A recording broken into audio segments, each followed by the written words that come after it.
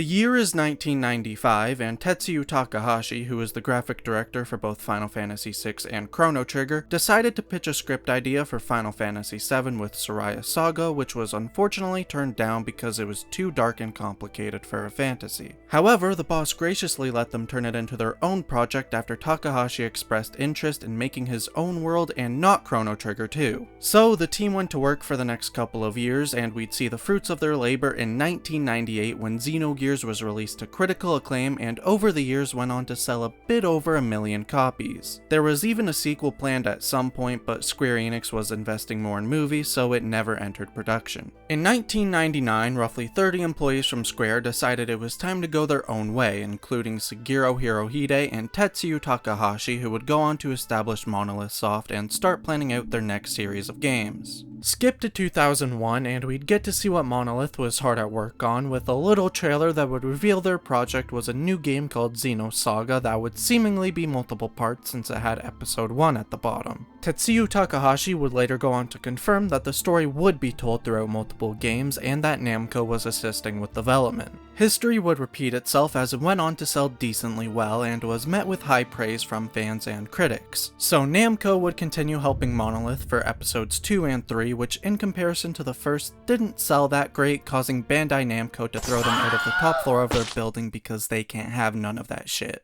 Or how everyone else recalls it as Nintendo buying them out. I think my version of the story is better personally. Before the buyout happened, Takahashi started planning out his next game by making models of 2 titans that people would live on, but couldn't fully commit to making it just yet as they ran into difficulties developing the project. However, once Nintendo picked them up, they began to talk about what their next project would be, which Takahashi didn't have much to show aside from the models, so Nintendo didn't really want to give them the go-ahead with full development until they had basic systems in place, which again the team didn't have in place since they work a bit differently than Nintendo does. They were then tasked with making the first chapter of the game so they could have an idea of said systems, and safe to say that obviously went over well with them, so the game would enter full production and would be shown for the first time at E3 2009, opening with a very cool cinematic, showing some good looking landscapes, and ending with a title drop.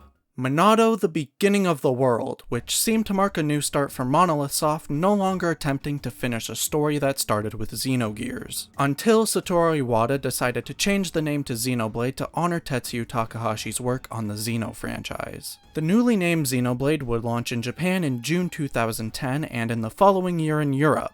Now, I hear yourself asking, well, what happened to North America? Let's just say another Hawaii situation is on our hands. There goes Hawaii, there goes Hawaii, oh there goes Hawaii, the island is gone. With a lack of communication from Nintendo of America about a potential North America release, and according to a marketing manager stopped Nintendo of Europe from showing Xenoblade at E3 2011, fans began to grow tired of the continued silence and took matters into their own hands. So the inception of a fan campaign called Operation Rainfall started. The initial goal of the campaign was to convince Nintendo to release 3 Wii games in North America, those being Pandora's Tower, The Last Story, and of course Xenoblade. Fans would send physical letters and emails to Nintendo directly in hopes of persuading them to localize the 3 games, which led to Nintendo to make an official statement because of the outcry and basically told them to go fuck themselves. Fans would continue to send letters and emails for months after that, but Nintendo wouldn't comment any further on a localization. But everything would change in December of 2011.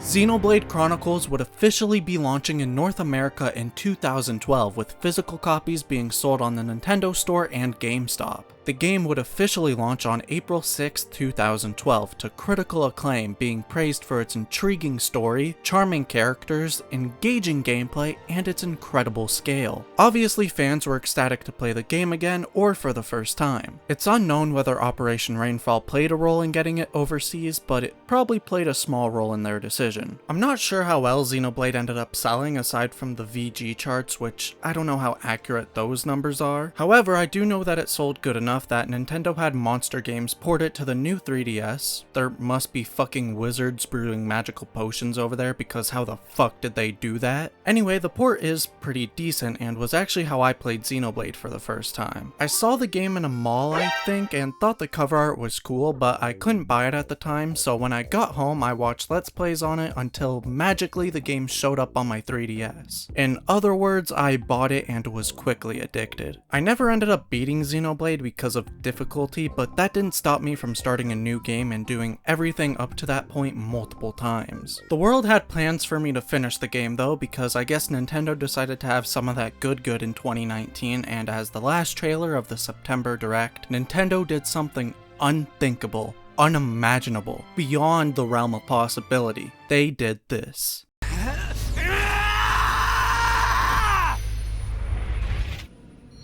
A complete remaster of Xenoblade Chronicles for the Switch, and would launch not soon after on May 29th, giving me the opportunity to repent for past sins, although I didn't get the game day one. Please forgive me, Father.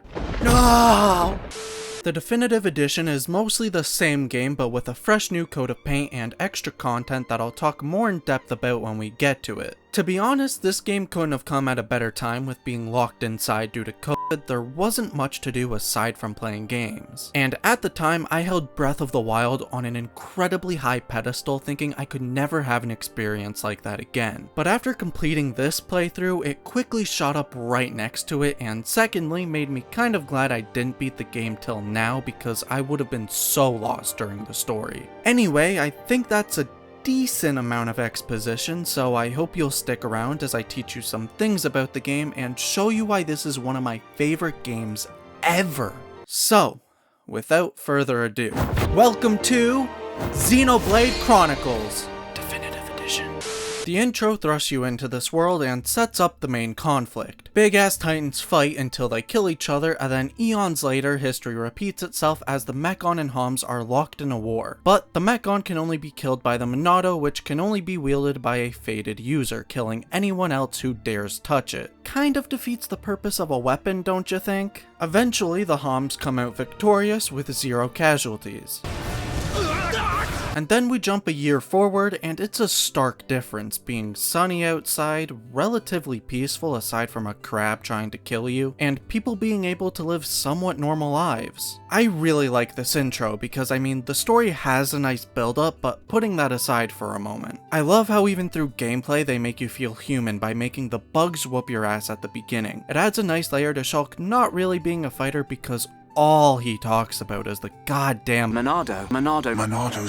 The entire story during this part is great as well, giving you a look into the main characters and the relationships with one another. The heart-to-heart with Fiora is especially great because you find out Fiora has a little blushy crushy on Shulk. They also lead you into a false sense of security, like, oh no sweetie, all you gotta do is fight the insects. Oh dear God! The feeling of barely surviving the wildlife to complete and utter hopelessness as Mechon invade Colony 9 and mercilessly kill anyone they see is horrifying since you can't fight back to save anyone. I remember on my first playthrough I was genuinely sad because I just helped those people and then watched them die. This section really is just a roller coaster of here's hope and we're taking it away from you, and then there's none left when Shulk's best friend dies, which is followed by an incredible line read from Adam Howden. I'll kill you! That was the first time I ever felt chills go through my body. I remember when I first played that part, I had to close my 3DS and just sob for a few minutes before I could play again.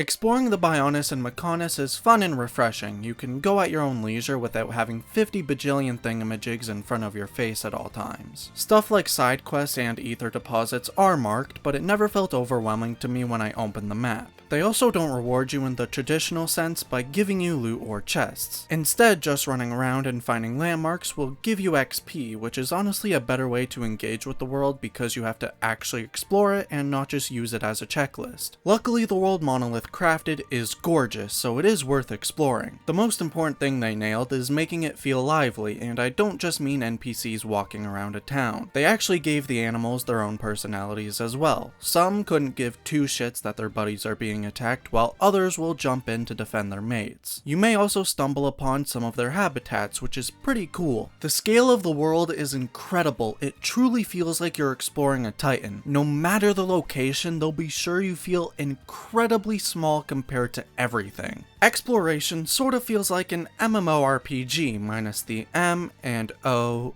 and the Lee, where you explore open areas that are sectioned by loading zones and typically have a major town which feel lively thanks to the day-night cycle, which allows you to stumble upon different NPCs like Houdini, burn the witch, and some side quests that only appear at certain times of day. Luckily, you can bend time to your will, so no need to wait around. A lot of side quests are fetch quests or being sent to kill certain enemies, and very occasionally an actual storyline. Normally I'd be upset that there isn't more variety and that there's sometimes mandatory to keep up with what level the story wants you to be, but them being short and sweet eases that pain a little bit, although they did get tedious at times. Also, if the objective isn't marked on your map, you can track whichever one you need and you're all set. Colony 6 has a time-consuming side quest where you have to rebuild it from the ground up, which requires an assload of materials. However, I'd recommend at least getting each section to level 1 so you can hand the item to Gemstall Man and be able to craft gems wherever you are. It's cool getting to see each race's unique cultures. It helps give this world a quote-unquote real feeling, if you will. And their beliefs do play a part in the story, it's not just there for the sake of it. Each body part of the Titan acts as a new location, and there's a good variety of them. From sprawling grasslands to a lush forest, a marsh where you can find the embodiment of Miyazaki himself, and even traveling inside the Bionis itself. The atmosphere for every location in town becomes completely different when night falls. It's a lot more chill and makes exploring less boring as you get a new banger song to listen to, which you literally cannot talk about Xenoblade without having a section dedicated to music. Yoko Shimomura, Ace, Kenji Hiramatsu, Manami Kiyota, and Yasunori Mitsuda all did an amazing job with the soundtrack. We got a bit of everything in here, some somber piano melodies to get you sad, an orchestra to help you feel triumphant, and we have a plethora of great combat music. I swear, these notes are almost as iconic as One Winged Angel because it gives you that same feeling of, oh, shit is getting serious. The regular battle theme also never got grating to me despite hearing it a lot, and the elite enemy theme fucking goes. The guitar riffs are so sick sounding. Of course, it would be a disgrace to not mention Sarah Elaine's phenomenal performance on the closing theme Beyond the Sky. Her voice is so pretty, and accompanied by a beautiful composition, I'd be surprised if you could get through the song without tears of joy. It's truly one of the most wonderful songs I've heard. If you have any intention of playing Xenoblade, don't listen to it because when it plays in-game, it's great. But if you're not gonna play it, then just go listen to it. You won't regret it.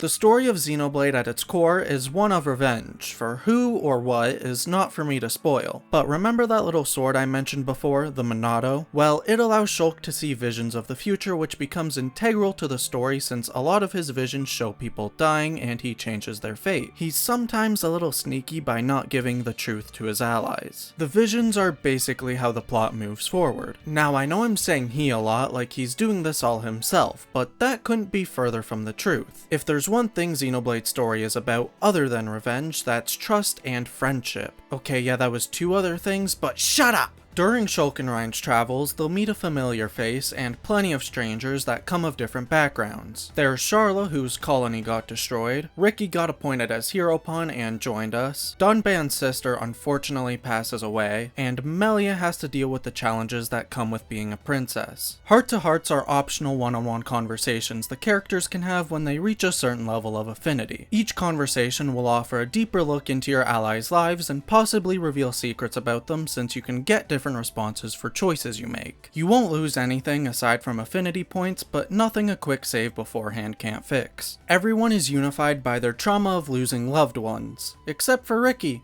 He's just vibing. Right in the... Take this, bubble!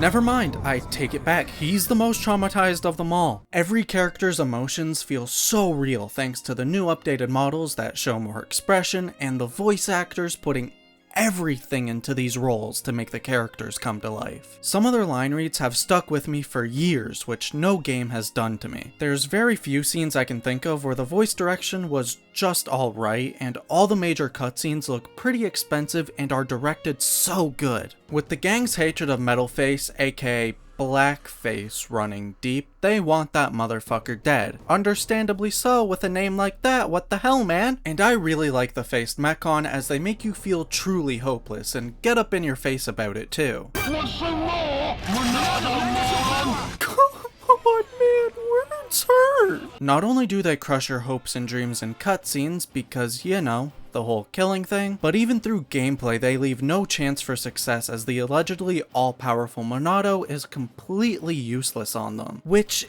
is cool, but then the boss fights take a while to get to the cutscene, so it does get boring. Obviously you won't be useless against them forever, but that is what we call spoilers, so we don't talk about that. Without saying too much, there are other antagonists that await you. Some are pretty unexpected, and you're in for some crazy twists. But shh. You didn't hear that from me. While the story for like 85% of its runtime is pretty grounded, things do get a little off the rails and a tad complicated by the end. Not the bad kind of complicated though, more the kind of like you're gonna have to sit and think about how incredibly peak fiction that story was. Anyway, that is all I'll say about the story. Hopefully I made it sound interesting enough, but even if I didn't, I promise you it is.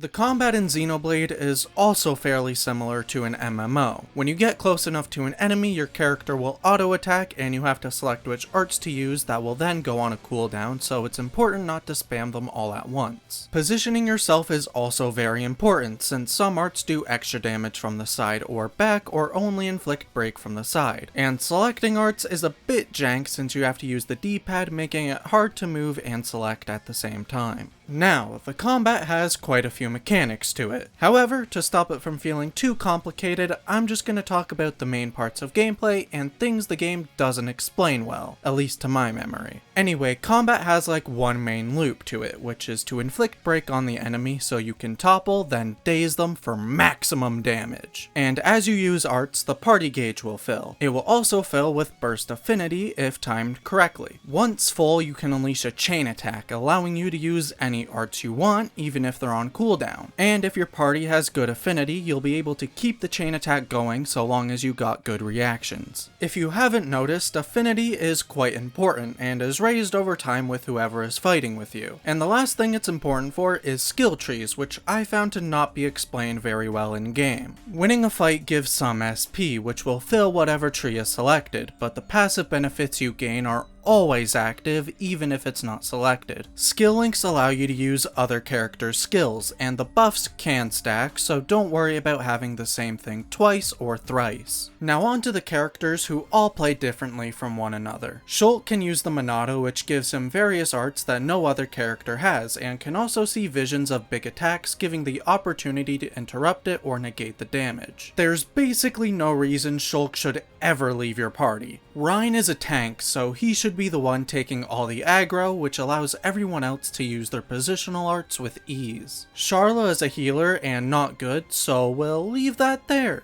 Dunban does a lot of damage and can combo together arts. Ricky is also a tank but focuses more on debuffing the enemies. And Melia can summon orbs of magic that give different effects and launch them at enemies. Unfortunately, your other two party members are controlled by AI, so you have to rely on them to do what you want, which obviously doesn't happen sometimes. Also, the AI is inconsistent between characters, so some are worse than others. It's very strange and screwed me over more times than I'd like.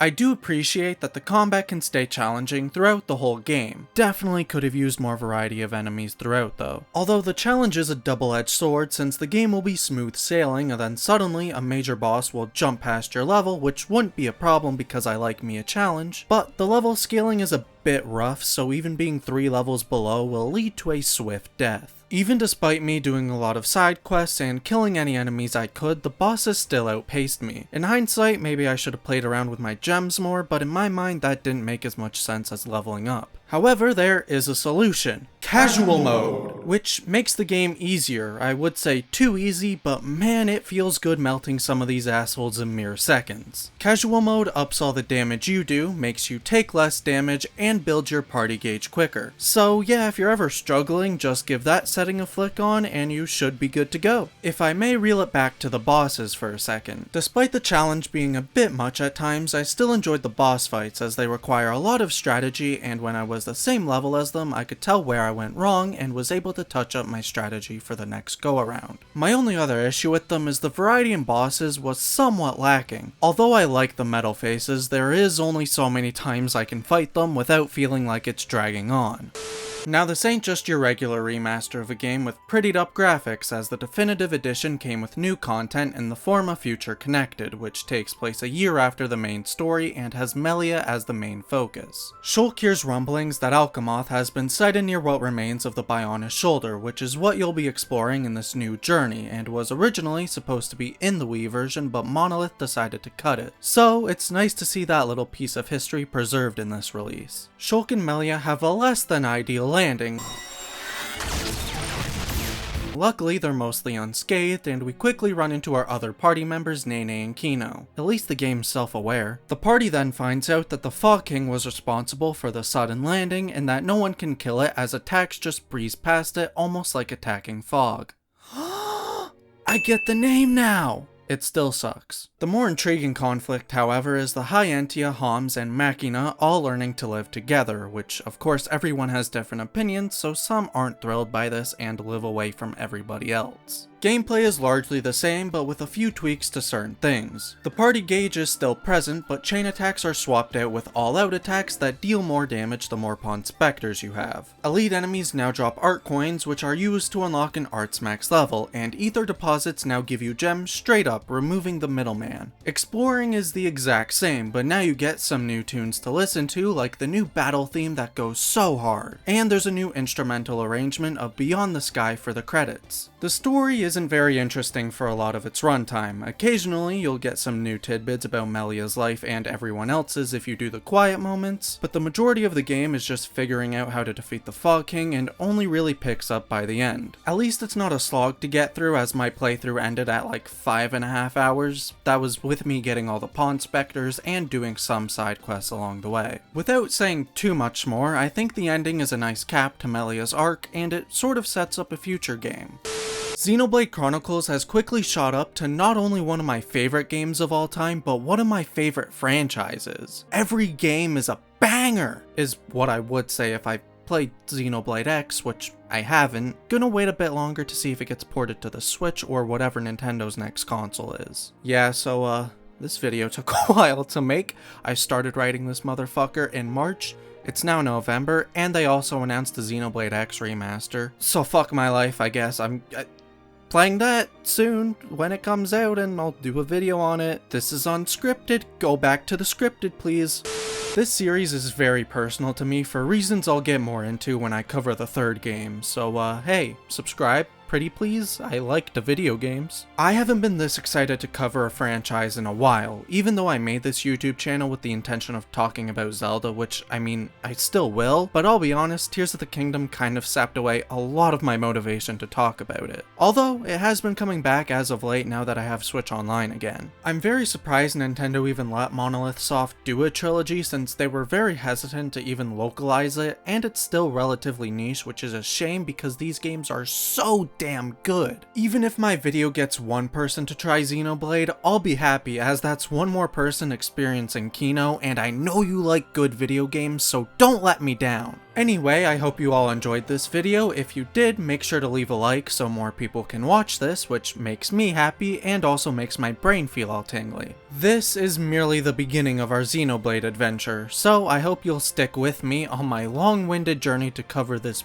beautiful trilogy. I promise to do it justice. With that, I'm gonna love you and leave you. See you all soon!